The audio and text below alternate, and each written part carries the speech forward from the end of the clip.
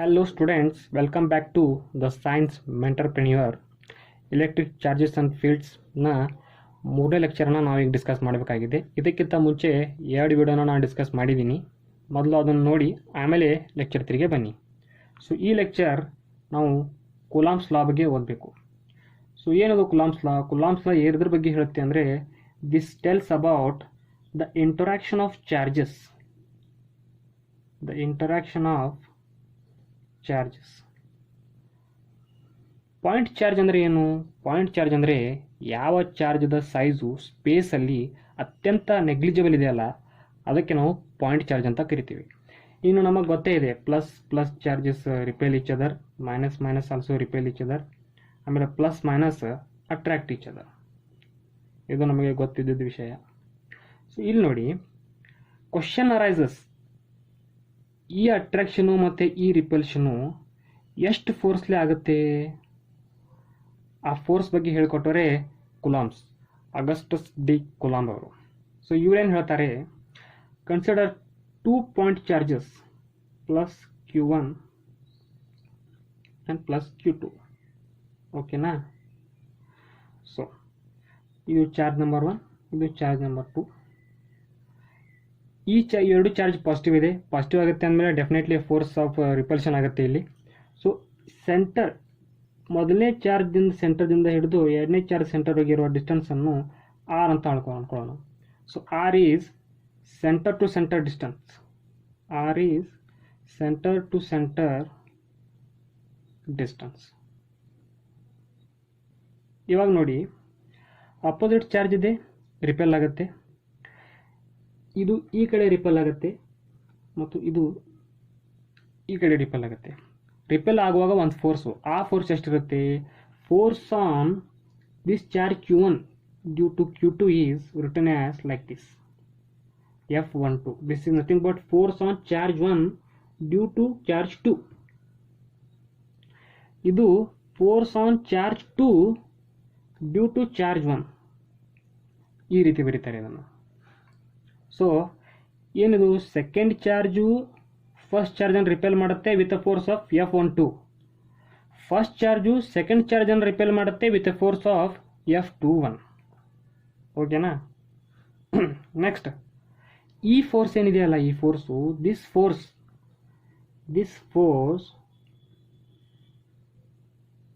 Acts along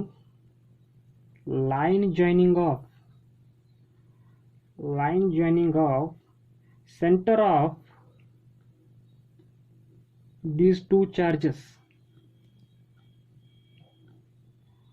ಇದನ್ನು ನಾವು first point ತಗೋಣ. ಕೂಲಾಂಬ್ ಅವರು ಏನು ಹೇಳ್ತಾರೆ, ಈ ಫೋರ್ಸ್ ಏನಿದೆಯಲ್ಲ, force of repulsion, this acts along the line joining of centre of these two charges. ನೋಡಿ, ರಿಪಲ್ ಆಗುತ್ತೆ.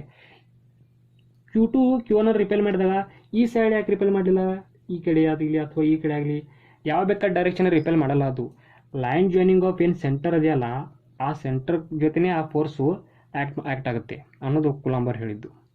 ಇನ್ನು ಈ F12 ಮೇಲೆ F12 ಇದೆಯಲ್ಲ, ಇದು ಯಾವ ರೀತಿ ಇರುತ್ತೆಪ್ಪ ಅಂತಂದರೆ, these are opposite in direction but equal in magnitude.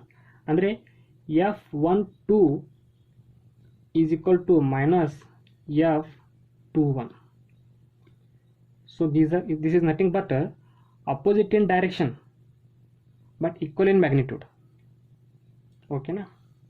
ಇದನ್ನೇ ಇನ್ನೊಂದು ರೀತಿಯಲ್ಲಿ ಬರಿಬೋದು. ಅದು ಹೇಗೆ ಅಂದರೆ, F is equal to F12 mod is also is equal to F21 mod. ನೋಡಿ, ಡೈರೆಕ್ಷನ್ ಕಂಪೇರ್ ಮಾಡಿದರೆ ಅದು ಅಪೋಸಿಟ್ ಆಗುತ್ತೆ, ಬಟ್ ಯಾವಾಗ ಮಾಡ್ ಆಗ್ತೀವಲ್ಲ ಆವಾಗ ಫೋರ್ಸ್ ಎರಡು ಈಕ್ವಲ್ ಆಗುತ್ತೆ ಆಫ್ಟರ್ ಮಾಡ್. ಸೊ ನೆಕ್ಸ್ಟ್ ಕೂಲಾಂಬ್ ಅವರು ಏನು ಹೇಳ್ತಾರೆ, ಎರಡನೇ point, F is directly proportional to Q1 Q2.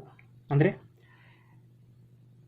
The electrostatic force of attraction or repulsion between two static point charges is directly proportional to product of these two charges ಅಂತ ಹೇಳ್ತಾರೆ. First point, force is directly proportional to product of these two charges. ಮೂರನೇ point ಏನು ಹೇಳ್ತಾರೆ, F is inversely proportional to square of the distance between these two charges.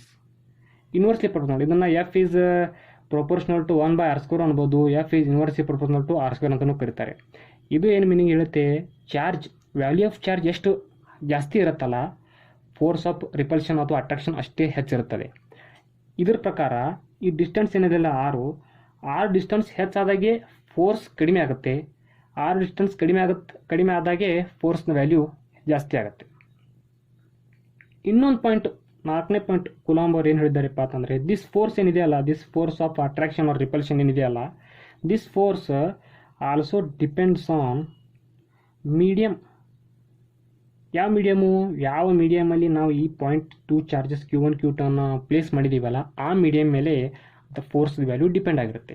ಅಂದರೆ medium ಅಂದರೆ ಯಾವ medium, ಒಂದು vacuum ಇದೆ, ಇನ್ನೊಂದು ಅದಕ್ಕೆ ಫ್ರೀ ಸ್ಪೇಸ್ ಅಂತ ಕರಿತೀವಿ, ಏರ್ ಇದೆ, ವಾಟರ್ ಇದೆ, ಈ ರೀತಿ ಯಾವ ಮೀಡಿಯಮಲ್ಲಿ ಇದೆ ಅನ್ನೋದ್ರ ಮೇಲೆ ಈ ಫೋರ್ಸು ಡಿಪೆಂಡ್ ಆಗುತ್ತೆ. After combining all these 4 points, formula mathematically Coulomb's law ಯಾವ ರೀತಿ ನಾವು ಬರಿತೀವಪ್ಪ ಅಂತಂದರೆ, F is equal to K into Q1 Q2 divided by r². ನೋಡಿ ಈಗ ಕಾನ್ಸ್ಟೆಂಟ್ ಬರ್ತೀವಿ, K is a constant. This brings the property of medium. ಈ K value ಯಾವ ಮೀಡಿಯಮಲ್ಲಿ ನಾವು ಪಾಯಿಂಟ್ ಚಾರ್ಜನ್ನು ಪ್ಲೇಸ್ ಮಾಡಿದ್ದೀವಲ್ಲ, ಆ ಮೀಡಿಯಮ್ದ ಪ್ರಾಪರ್ಟಿ ಯಾವುದಿದೆ ಅಂತ ಹೇಳುತ್ತೆ. ಅಂದರೆ ಇದು depends on medium, brings the property of medium, and also the value of K changes with medium. Value of K changes with medium. ಓಕೆನಾ. ಈಗ ಕೆ ವ್ಯಾಲ್ಯೂ ಆಫ್ ಕೆ ವ್ಯಾಕ್ಯೂಮು ಅಥವಾ ಫ್ರೀ ಸ್ಪೇಸ್ಗೆ ಕೆ ವ್ಯಾಲ್ಯೂ ಎಷ್ಟಿರುತ್ತೆ, experimentally ಮಾಡಿದಾಗ ನಮ್ಗೆ ಗೊತ್ತಾಗಿರೋದು 9 × 10⁹ ಇದು value of K for vacuum R free space. ನೋಡಿ, ವ್ಯಾಕ್ಯೂಮ್ಗೆ Q F value ಬೇರೆ ಇರುತ್ತೆ, ಏರ್ಗೂ ಬೇರೆ ಆಗಿರುತ್ತೆ, ಬಟ್ ಅಪ್ರಾಕ್ಸಿಮೇಟ್ಲಿ ಸಣ್ಣ ಪ್ರಮಾಣದಲ್ಲಿ ಚೇಂಜ್ ಇರುತ್ತೆ. ಅದಕ್ಕಾಗಿ ನಾವು ಇದೇ ವ್ಯಾಲ್ಯೂ ಆಫ್ ಕೆ ಅನ್ನು ಏರ್ಗೂ ಕೂಡ ಇದೇ ಯೂಸ್ ಮಾಡ್ತೀವಿ. So value of K for air is also K is equal to 9 × 10⁹. ಓಕೆನಾ.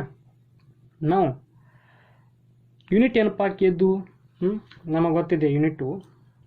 ನೋಡಿ, F is equal to K into Q1 Q2 by r². K is equal to ನಾವು ಯಾವ ರೀತಿ ಬರಿಬೋದು, F r² divided by Q1 Q2.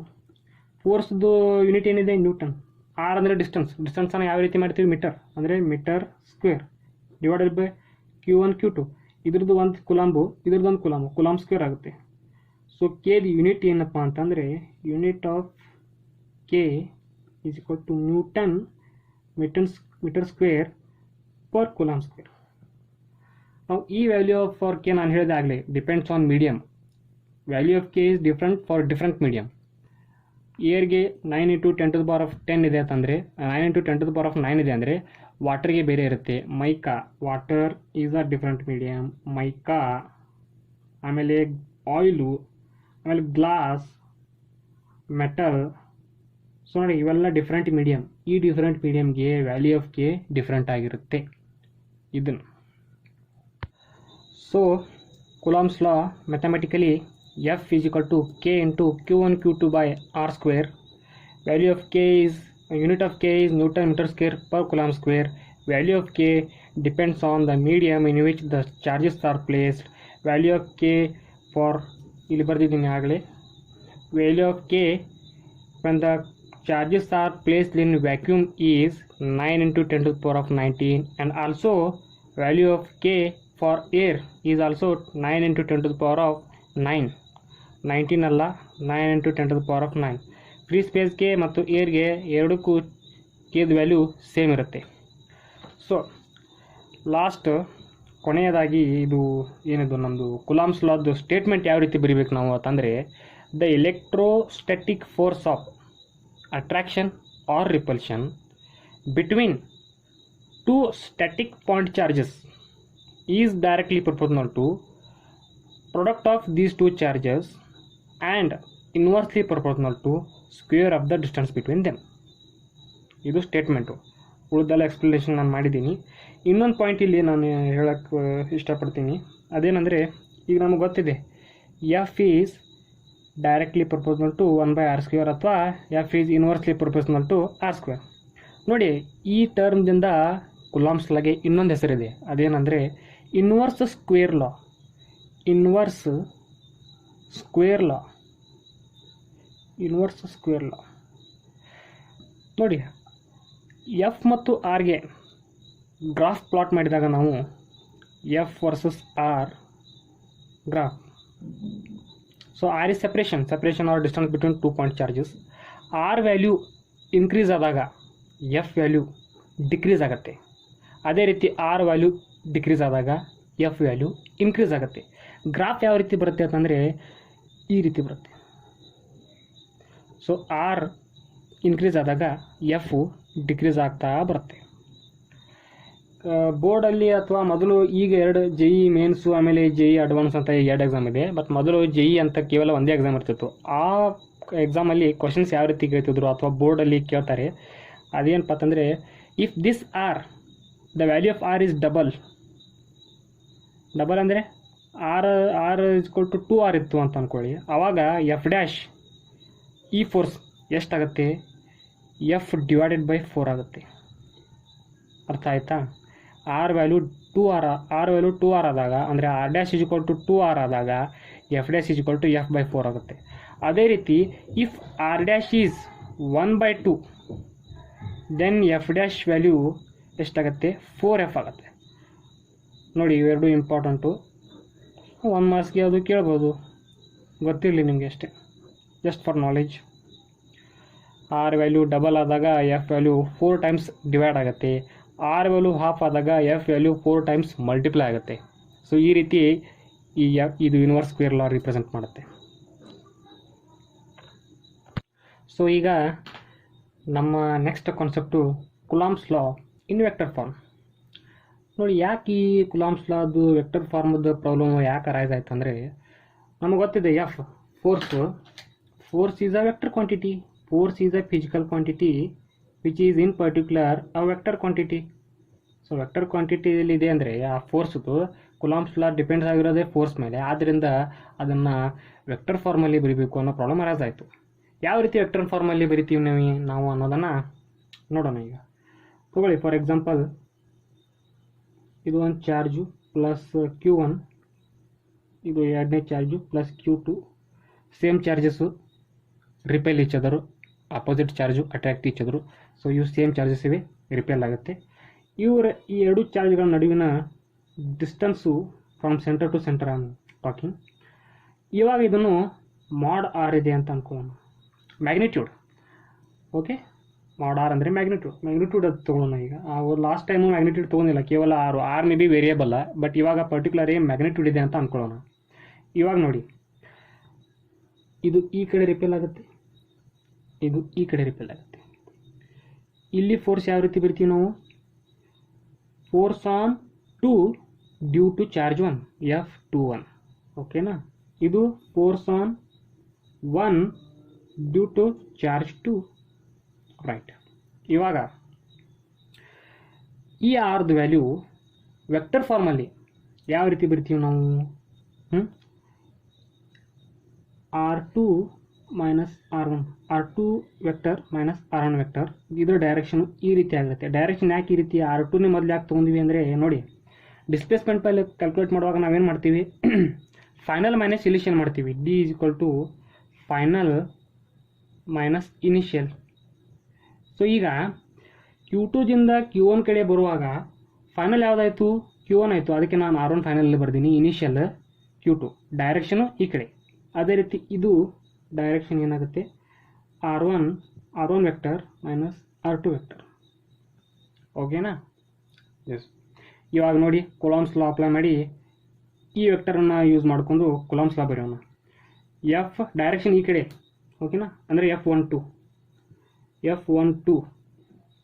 Is equal to K into Q1 Q2 divided by mod R², ಓಕೆನಾ. ಈಗ ನೋಡಿ, F12 ಇದೆ ಅಂದರೆ direction ಈ ಕಡೆ, ಅಂದರೆ ನಾವು ಯಾವ ಟರ್ಮ್ ತೊಗೋಬೇಕು, ಈ ಟರ್ಮ್ ತೊಗೋಬೇಕು ಇನ್ ವೆಕ್ಟರ್ ಫಾರ್ಮ್ ಬರೀಬೇಕಾದ್ರೆ. ಹಾಂ ನೋಡಿ, ಇದು ಬರೆದಿದಾಗ ನಾವು ಇದು ಕೇವಲ ಸ್ಕೇಲಾರಲ್ಲಿದೆ, ಇನ್ನು ವೆಕ್ಟರ್ ಫಾರ್ಮ್ ಇಲ್ಲ. ಇದು ಏನು ಮಾಡೋದು ಇವಾಗ, ಇದು ವೆಕ್ಟರ್ ಫಾರ್ಮಲ್ಲಿಲ್ಲ, ಇದು ಸ್ಕೇಲಾರ್ ಫಾರ್ಮಲ್ಲಿದೆ. ವೆಕ್ಟರ್ ಫಾರ್ಮಲ್ಲಿ ಬರೀಬೇಕಪ್ಪ ಅಂತಂದರೆ ಯೂನಿಟ್ ವೆಕ್ಟರನ್ನು ನಾವು ತೊಗೋಬೇಕು. Because vector has both magnitude and direction. Magnitude ನಮಗೆ ಇಲ್ಲಿದೆ, ಆದರೆ ಡೈರೆಕ್ಷನ್ ಅಲ್ಲ. ಡೈರೆಕ್ಷನ್ಗೋಸ್ಕರ ನಾವೇನು ಮಾಡ್ತೀವಿ, ಯೂನಿಟ್ ವೆಕ್ಟರನ್ನು ತೊಗೋತೀವಿ. ಯಾವ ರೀತಿ ಯೂನಿಟ್ ವೆಕ್ಟರನ್ನು ತೊಗೊಳ್ಳೋದು ನೋಡಿ, K into Q1 into Q2 divided by mod r². ಇದಕ್ಕೆ ನಾವು ಮಲ್ಟಿಪ್ಲೈ ಯಾವ್ದು ಮಾಡ್ತೀವಿ, ಇದರ ಯೂನಿಟ್ ವೆಕ್ಟರು. ಡೈರೆಕ್ಷನ್ ಇದೆ F21 ಅಂದರೆ ಇದನ್ನ ತೊಗೋಬೇಕು, ಇದನ್ನ ತೊಗೊಳೋಂಗಿಲ್ಲ. ಯಾಕಂದರೆ ಇದು ಈ ಡೈರೆಕ್ಷನ್ಗೆ ಸಂಬಂಧಪಟ್ಟಿದ್ದು, ಡೈರೆಕ್ಷನ್ ಈ ಕಡೆ ಇದೆ. ಈಗ ನಾವು ತೊಗೋಬೇಕಾಗಿದ್ದು F12 ಫೋರ್ಸ್ ಬರೀತಿದ್ದಾವೆಲ್ಲ, ಅದಕ್ಕೆ ಈ ಡೈರೆಕ್ಷನ್ ತೊಗೊಳ್ಳೋದು. Into R1 vector minus R2 vector, ಇದಕ್ಕೆ cap. So this is unit vector. ಈಗ ನಮಗೆ ಗೊತ್ತಿದೆ, ನಾವು ವೆಕ್ಟರ್ಸಲ್ಲಿ ಕಲ್ತಿದ್ದೀವಿ ನಾವು ಏನಂತ, ವೆಕ್ಟರ್ ಎ ಕ್ಯಾಪ್ ಅಂದರೆ unit vector equal to vector A divided by mod A. ಓಕೆನಾ, ಇದು ಸ್ಟ್ಯಾಂಡರ್ಡ್ ಫಾರ್ಮುಲಾ ಥರ ಇದು. ಸೊ ಇವಾಗ ಇದನ್ನು ಯೂಸ್ ಮಾಡಿಕೊಂಡು ಇಲ್ಲಿ ಯಾವ ರೀತಿ ಚೇಂಜಸ್ ಬರುತ್ತೆ ಅಂತ ನೋಡಿ. F12 force on charge 1 due to 2 in vector form is equal to K Q1 Q2 divided by mod r². ಈಗ ನೋಡಿ ಕ್ಯಾಪ್ ಇದೆಯಲ್ಲ ಇಲ್ಲಿ, ಸಪೋಸ್ ಈ ಎಲ್ಲ ಟರ್ಮು ಎ ಇದೆ ಅಂತ ಅನ್ಕೊಳ್ಳೋಣ, ಎ ಕ್ಯಾಪ್ ಅವು ಈಸ್ ಈಕ್ವಲ್ ಟು ಏನಾಗಿದೆ, vector A divided by mod A. ಅಂದರೆ ಇಲ್ಲಿ ಏನು ಬರುತ್ತೆ, vector R1 minus vector R2 divided by mod of R1 minus R2, right? Vector ಫಾರ್ಮಲ್ಲಿ. ಓಕೆನಾ, next this is equal to, ಮುಂದೆ ಏನಾಗುತ್ತೆ ನೋಡಿ. ಈಗ ನೋಡಿ R1 minus R2 equal to ಏನಿದೆ ಇಲ್ಲಿ, mod R. So mod R ಜಾಗದಲ್ಲಿ ಇದನ್ನು ಬರಿಬೋದಾ. So K is equal to, ಅವಾಗ ಏನಾಗುತ್ತೆ, ಈ ಸ್ಕ್ವೇರು ಪ್ಲಸ್ ಇದೊಂದು R³ ಆಗುತ್ತೆ. ಅದು Q1 Q2 divided by R ಜಾಗದಲ್ಲಿ ಇದನ್ನು ಬರೀಬೇಕು, ಇದ್ರ ಜಾಗದಲ್ಲಿ R ಬರಿಬೇಡಿ. ಏನಾಗುತ್ತೆ, vector R1 minus vector R2 mod of cube. ಇದು ಇಂಟು ಯಾವ ರೀತಿ ಇದೆ ಅದೇ ರೀತಿ ಇರಲಿ, R1 ಮೈನಸ್ R2 ವೆಕ್ಟರ್. ನೋಡಿ ಇಲ್ಲಿ 3 ಇದೆ, ಇಲ್ಲಿ 1 ಇದೆ, R1 ಮೈನಸ್ R2 ಇದೆ ಅಂತ ಕಡ್ತಾ ಹೊಡಿಬೇಡಿ. ನೋಡಿ ಇದು ಮಾಡ್, ಇದು ವೆಕ್ಟರ್. ಓಕೆನಾ, ಇವೆರಡು ಸೇಮ್ ಅಲ್ಲ. So this is all about Coulomb's law in vector form. ಇದೇ ನಮ್ಮದು ಮೇನ್ ಕೂಲಾಂಬ್ಸ್ದು ವೆಕ್ಟರ್ ಫಾರ್ಮುಲಾ. ಓಕೆನಾ, ಇನ್ನು ಇದು ಈ ಡೈರೆಕ್ಷನಲ್ಲಿ ಆಯಿತು. ಸಪೋಸ್ ನಿಮಗೆ F21 ಕೇಳಿದರೆ ಯಾವ ರೀತಿ ಬರೀತೀರ, F21 ವೆಕ್ಟರ್ F21 ಅಂದರೆ force on charge 2 due to 1 is equal to K Q1 Q2 whole divided by. ಈಗ ನೋಡಿ ಡೈರೆಕ್ಷನ್ ಈ ಕಡೆ ಇದೆ, ಸೊ ಈ ವೆಕ್ಟರ್ನ ತೊಗೋಬೇಕು ನಾವು. ಈ ವೆಕ್ಟರ್ ಅಂದರೆ R1 ಫೈನಲ್ ಫಸ್ಟ್ ಏನಿದೆ R2 ಇದೆ, ಸೆಕೆಂಡ್ ಮೈನಸ್ R1 ಇದೆ, ಅಂದರೆ ಅದನ್ನು ಬರೀಬೇಕು. R2 vector minus R1 vector mod cube into ಇಲ್ಲೂ ಕೂಡ R2 ಫಸ್ಟು, ಆಮೇಲೆ ಮೈನಸ್ R1. ಸೊ ಇದು ಕೂಲಾಂಬ್ಸ್ ಲಾ ಇನ್ ವೆಕ್ಟರ್ ಫ್ರಾಮ್ ಈ ಡೈರೆಕ್ಷನಲ್ಲಿ.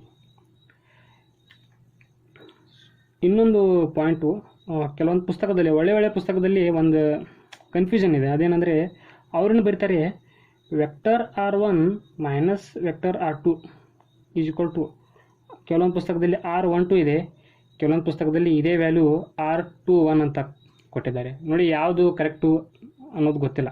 I am also not a genius, but ಇದೇನಿದೆಲ್ಲ ಇದು ಈ ಎರಡು ಫಾರ್ಮು, ಇದು ಮತ್ತು ಇದು, this is 100% correct.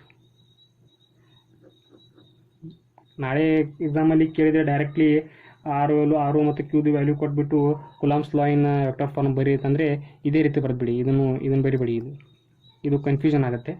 So this is 100% right. So students, ಇವಾಗ ಬರೋಣ ಈ ವಿಡಿಯೋದ್ದು ಲಾಸ್ಟ್ ಪಾರ್ಟ್ಗೆ. ಸೊ ಒಂದು ಕಂಪ್ಯಾರಿಸನ್ ಇದೆ ನೋಡಿ, ಅದನ್ನು ಅದೇನೆಂದರೆ ಈಗ ನೋಡಿ, according to Coulomb's law electrostatic force F E is equal to ಏನಿದೆ, K Q1 Q2 divided by R square.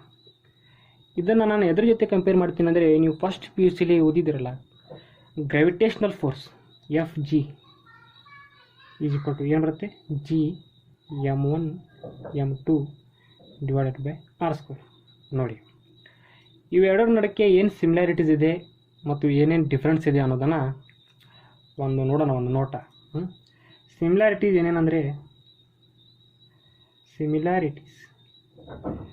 First similarity ಏನಂದರೆ ನೋಡಿ, ಇದು ಡಿವೈಡೆಡ್ ಬೈ ಆರ್ ಸ್ಕ್ವೇರ್ ಇದೆ, ಇದು ಡಿವೈಡೆಡ್ ಬೈ ಆರ್ ಸ್ಕ್ವೇರ್ ಇದೆ, ಅಂದರೆ ಇನ್ವರ್ಸ್ ಸ್ಕ್ವೇರ್ ಲಾ.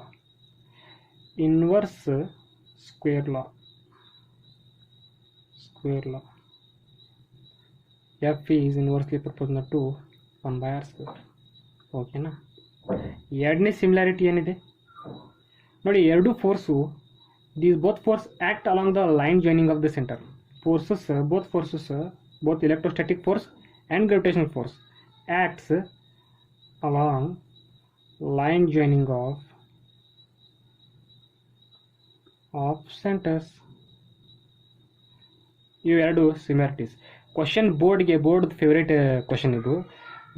ಡಿಫ್ರೆನ್ಸ್ ಏನದು gravitational ಫೋರ್ಸ್ಗೆ ಮತ್ತು ಎಲೆಕ್ಟ್ರೋಸ್ಟ್ಯಾಟಿಕ್ ಫೋರ್ಸ್ಗೆ ಡಿಫ್ರೆನ್ಸ್ ಏನು ಅಂತ ಕ್ವಶನ್ ಬರುತ್ತೆ. ಸೊ ಡಿಫ್ರೆನ್ಸ್ ಏನೇನಿದೆ ಅಂದರೆ ನೋಡಿ, first difference, electrostatic force is both repulsive and attractive, but gravitational force ಇದೆಯಲ್ಲ, ಇದು ಕೇವಲ attractive, always attractive always. Okay. ಎರಡನೇ ಡಿಫರೆನ್ಸ್ ನೋಡಿ, ಎಫ್ ಜಿ. ನೋಡಿ, ಎಫ್ ಜಿಯಲ್ಲಿ ಈ ಜಿ ಇದೆಯಲ್ಲ, ಇಲ್ಲಿ ಈ ಜಿ ಗ್ರಾವಿಟೇಷನಲ್ ಕಾನ್ಸ್ಟಂಟು, ಅದು universal gravitational constant. And that G is independent of medium.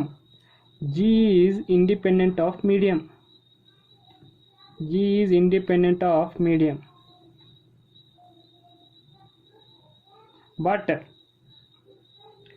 ಇಲ್ಲಿ ನೋಡಿ, ಕೆ ಇದೆಯಲ್ಲ, ಎಫ್ ಎಲೆಕ್ಟ್ರೋಸ್ಟ್ಯಾಟಿಕ್ ಫೋರ್ಸಲ್ಲಿ ಕೆ ಏನಿದೆಯಲ್ಲ ಕಾನ್ಸ್ಟಂಟು, ಅದು ಮೀಡಿಯಮ್ ಮೇಲೆ ಡಿಪೆಂಡ್ ಇದೆ. K depends on medium.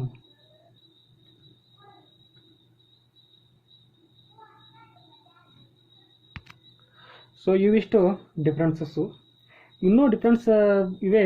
For example, okay ನೋಡಿ, ಈ ವ್ಯಾಲ್ಯೂ ಆಫ್ ಜಿ ಆಮೇಲೆ ವ್ಯಾಲ್ಯೂ ಆಫ್ ಕೆ ಇದೆಯಲ್ಲ, ಕೆ ವ್ಯಾಲ್ಯೂ ಆಮೇಲೆ ಜಿದ ವ್ಯಾಲ್ಯೂ. ಜಿ ಎಷ್ಟಿದೆ, 6.67 into 10⁻⁻11 newton metre square per kg². ಓಕೆನಾ.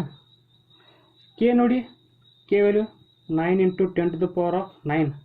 ನೋಡಿ, ಪ್ರಾಕ್ಟಿಕಲಿ ನೋಡಬೇಕಂದ್ರೆ ಕೆ ಈಸ್ ತುಂಬ ದೊಡ್ಡದಿದೆ ಜಿದ್ಕಿಂತ. ಓಕೆನಾ. ಇದು ಗೊತ್ತಿರಲಿ. ಕೆದು ಏನಿದು unit newton metre square per coulomb square, newton metre square per coulomb square. So that's it. ಇವತ್ತಿಗೆ ಈ ವಿಡಿಯೋಲಿ ಇಷ್ಟು ಡಿಸ್ಕಷನ್ ನಾವು ಮಾಡಿದ್ವಿ. ನೋಡಿ, ವಿಡಿಯೋ ಲೈಕ್ ಆದರೆ ಶೇರ್ ಮಾಡಿ, ಸಬ್ಸ್ಕ್ರೈಬ್ ಮಾಡಿ, ಬೆಲ್ ಐಕನನ್ನು ಒತ್ತಿ, ಯಾಕಂದರೆ ನೆಕ್ಸ್ಟ್ ವಿಡಿಯೋ ಅಪ್ಲೋಡ್ ಆದಮೇಲೆ ನಿಮಗೆ ನೋಟಿಫಿಕೇಶನ್ ಬರುತ್ತೆ. ಓಕೆನಾ. Thank you. ರ್ಯಾಪ್ ಅಪ್ ಮಾಡ್ತಾ ಇದ್ದೀವಿ.